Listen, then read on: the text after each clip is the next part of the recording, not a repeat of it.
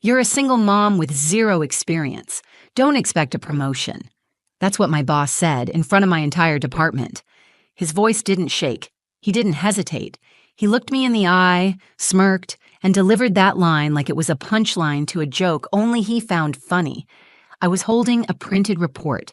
My hands stayed steady. I smiled. Not because it was funny, but because I knew something he didn't. I didn't defend myself. I didn't fight back. I nodded, turned around, and walked out of that glass conference room with every eye in the room following me. They didn't say a word, not one of them. A week later, the entire office was called into the main floor for a company announcement. People were whispering, something about a new CEO. And then he walked in, confident, calm, serious. He scanned the room once, then stopped. He looked straight at me, and then he said, "I'm here because of her." Suddenly, no one was looking at him. They were all looking at me. And my old boss, the one who said I'd never get a promotion? He didn't say a single word. My name is Sienna Vale. I'm 33 years old, a single mom, and a mid-level data analyst at a mid-sized tech company in Austin. I don't work in a corner office. I don't wear designer heels. I'm not the person they call when the big deals are on the line. But I show up every single day, and I know what I'm doing. My mornings start in chaos and coffee. I'm usually up before 6, not because I want to be, but because that's the only way I can get ahead of the day before it swallows me whole. My daughter, Mila, is 6 years old, sharp, funny, full of questions, and convinced she's part unicorn. She's the light of my life and the reason I push through exhaustion, every day without fail. While she eats breakfast, usually perched on the counter with one sock on and her hair a mess, I'm double tasking, ironing my shirt with one hand and scanning emails on my phone with the other. My laptop's already open on the dining table, spreadsheets glowing under the kitchen light. It's like living two lives at once. One hand in motherhood, the other in corporate survival. My mom, Delilah, lives with us. She moved in after she retired from teaching, just before Mila started kindergarten. She's calm where I'm frantic, steady where I'm worn thin. Every morning, she hands me coffee without a word, like she already knows what kind of day it's going to be. Without her, I don't know how we'd manage. Mila adores her. They watch old cartoons together after school and bake things no one asked for but everyone eats. Work, on the other hand, is a different kind of challenge. I've been at the company for almost 2 years. It's a comfortable enough place on the surface. Casual Fridays, snack walls, team-building retreats. But underneath, it's old school, in all the wrong ways. Leadership is mostly men, and promotion tends to go to the loudest person in the room, not the one doing the most work. I've never been the loudest. I'm efficient. I meet deadlines. I've created systems that have saved us thousands in wasted hours. But I'm rarely acknowledged. I sit in meetings, take notes, present clean data, and watch my work get credited to someone else with a louder voice and a tighter handshake. Trent Halperin is my direct supervisor. He's one of those people who believes charm is the same as leadership. He jokes too much, listens too little, and makes sure everyone knows who's in charge. The first time I presented a process optimization idea, he patted me on the shoulder and said, "Not bad, Vale. Let's save the big ideas for the boys upstairs." I smiled, didn't flinch, but I never forgot it.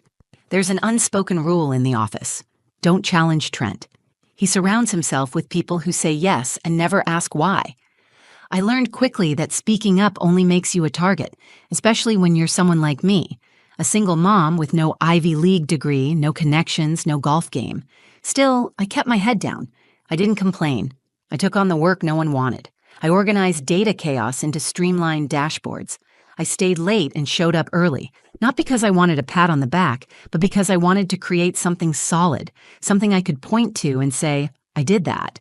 And maybe, just maybe, could earn a future for Mila that didn't feel like a constant uphill climb. At night, after I've tucked Mila into bed and double-checked that her homework is in her backpack, I sit on the couch with my laptop open, finishing whatever I didn't get to at the office. My mom usually reads in the next room or watches late-night news with the volume low. Sometimes I hear Mila whispering to her stuffed animals in the dark, making up stories. She tells them I'm a superhero. I'm not, but I try to be. That was life. Routine, exhausting, and ordinary in the kind of way that feels like it'll never change. I had no idea it was about to. I had no idea the moment that would flip everything upside down was already waiting for me. And when it hit, it didn't come quietly. It started with a meeting. Not just any meeting. The quarterly strategy review, the big one. The kind where directors sit in, decisions are made, and eyes are everywhere. I'd been working on my proposal for weeks. It was a detailed plan to streamline our internal analytics, reduce redundancy, save budget, and open up new paths for growth. I ran the numbers twice, built custom dashboards, designed a rollout plan. It was clean, clear, smart. I didn't expect applause, but I expected to be heard. The meeting room was packed. Cold air, stale coffee, too many suits. I waited as others went before me, most of them repeating recycled ideas we'd heard a dozen times. Trent sat at the head of the table, fingers laced over a leather notebook, nodding with bored approval. When it was my turn, I stood, took a breath, and walked to the front. I presented calmly, clearly. I knew my numbers. I'd prepared for every question I thought might come, but halfway through, I saw it. Trent smirking. He wasn't even looking at the report. He was staring at me like I was wasting his time. I wrapped up with a line about long-term efficiency gains and paused for questions. Silence. Then Trent leaned back in his chair, crossed his arms, and said it loud enough for everyone to hear. "You're a single mom with zero experience. Don't expect a promotion." Laughter didn't follow, but no one said anything either. No pushback, no correction, just quiet, awkward silence. Someone coughed. A few eyes dropped to their notebooks. I stood there, frozen in place, a stack of printed reports in my hands. I wanted to say something. Anything. But what could I say that wouldn't make it worse? If I defended myself, I'd look defensive. If I got emotional, I'd be labeled dramatic. So I smiled. Small, polite, controlled. And I sat back down. I didn't hear the next speaker. My ears were buzzing. I stared at the grain of the conference table, gripping the edge just to feel grounded.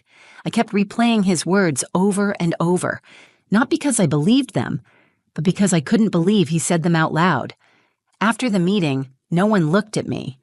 They walked past with weak smiles, silent nods, pretending not to notice. One person, the new intern, touched my arm as I packed up my things. Just a gentle pat. No words. And somehow, that tiny gesture hit harder than anything else. I went home that night with a tightness in my chest that wouldn't let go. I tried to hide it. Mila was waiting with crayons and a story about her friend's tooth falling out at lunch. I smiled through dinner. I helped her with reading. But inside, I was unraveling. After she went to bed, I sat on the back porch with my mom. I told her what happened, every word. Delilah listened, quiet as always, then finally said, "That man doesn't know what strength looks like. Grace rattles people like him." I didn't cry. I wanted to, but I didn't. Instead, I went inside, opened my laptop, and pulled up the proposal I'd presented that morning. I stared at it. Every data point, every footnote. I knew it was solid. I knew it deserved more than what it got. And I knew then that I couldn't just let this go. I wasn't going to fight him directly. That would be what he expected. He'd already boxed me in, already written my story in his head. Overwhelmed single mom, grateful to have a job, never going to make waves. He had no idea who I was. So I rewrote the report. I refined it, strengthened the impact section, restructured the narrative to show not just the numbers, but the vision behind them. Then I logged into the internal board access portal, a place where high-level submissions could be reviewed confidentially by senior leadership. I uploaded the revised plan under my name. No titles, no plea for recognition, just the work. Clear, unapologetic. I didn't tell anyone. I didn't expect much. But something inside me shifted that night.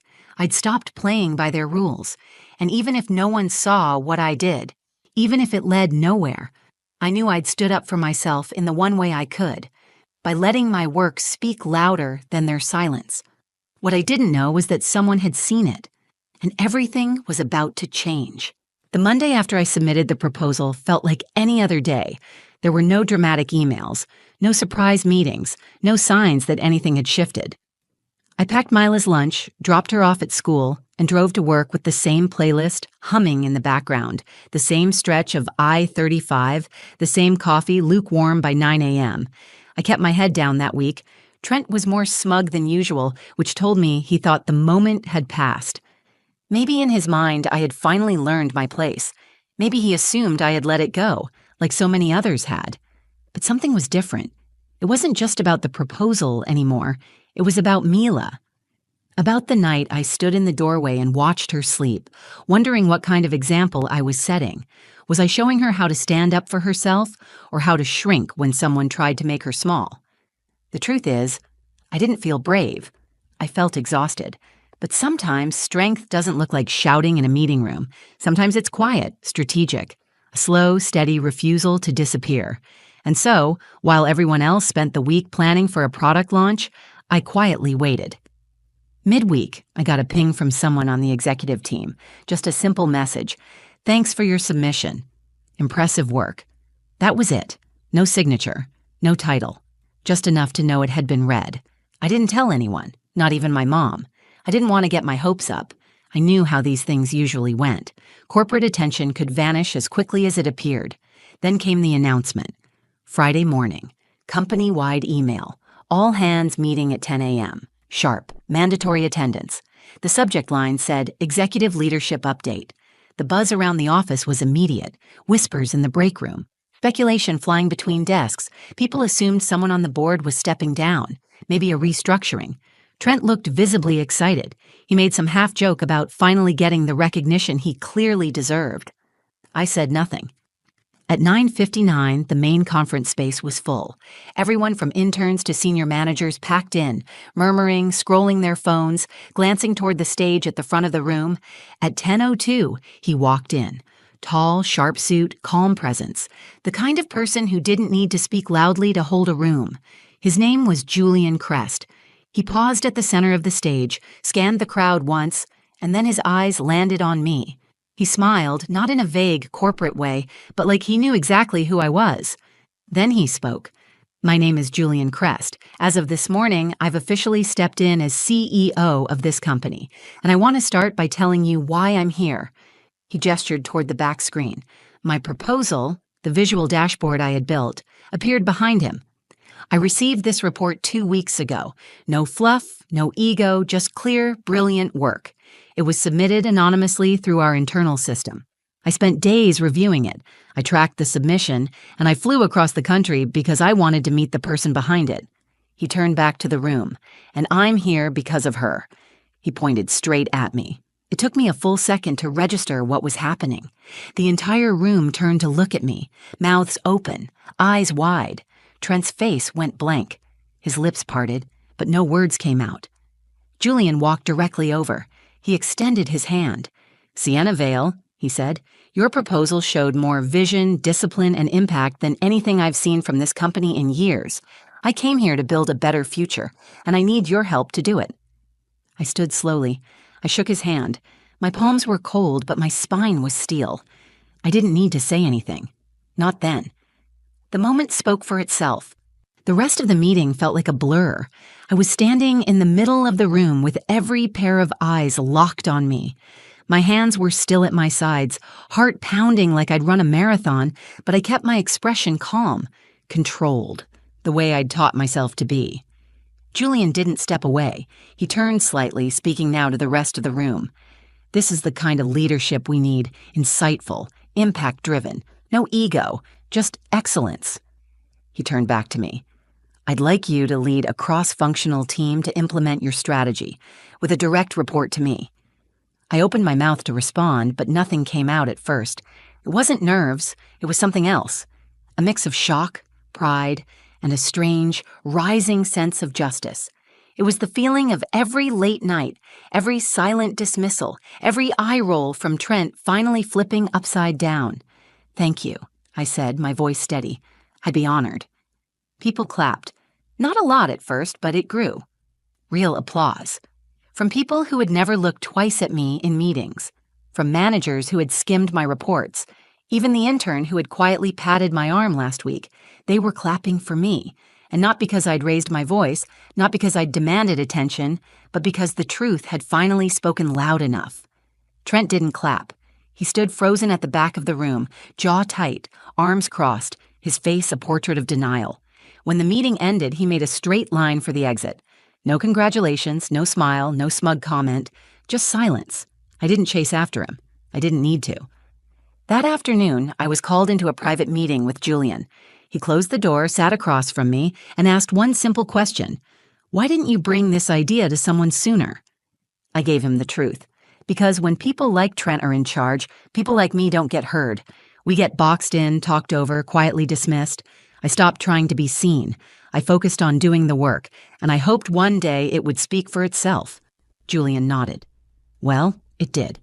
And I see you clearly now. He meant it. I could tell. He wasn't interested in image or politics. He was here to build something better. And he saw that potential in me. That week, I was given a new title, Director of Strategic Insights, a promotion I hadn't asked for, one I'd earned 100 times over. It came with a raise, a new office, and something more valuable than all of it, validation. When I told my mom, she teared up quietly and said, I always knew your day would come. You just needed the right person to open the right door. That night, Mila and I danced in the kitchen. I told her that I got a new job, and she squealed, wrapped her little arms around my waist, and said, I told you, you're a superhero. Maybe I am.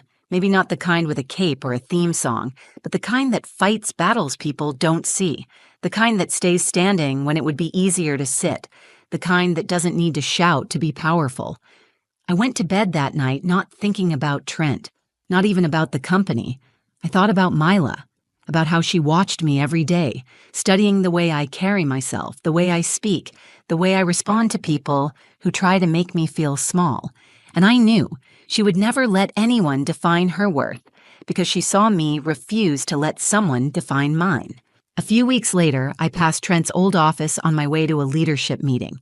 It was empty, stripped of his ego and energy. The blinds were open and the door stood ajar, something he never allowed while he was there. Word around the office was that he resigned. But everyone knew what that meant. A quiet exit, a clean slate. That's how companies handle people like him. No fireworks, no apologies, and honestly, I didn't need one. My office now overlooked the skyline. Nothing extravagant, but it was filled with natural light, a whiteboard covered in strategy notes, and a little drawing Mila had made taped to the monitor. She had drawn me as a superhero, with a laptop instead of a cape, and a coffee cup in hand. Most days, I still felt like the same person. I still picked up Mila from school, still packed her lunch, still leaned on my mom, Delilah, to keep our little home steady. But inside, something fundamental had shifted.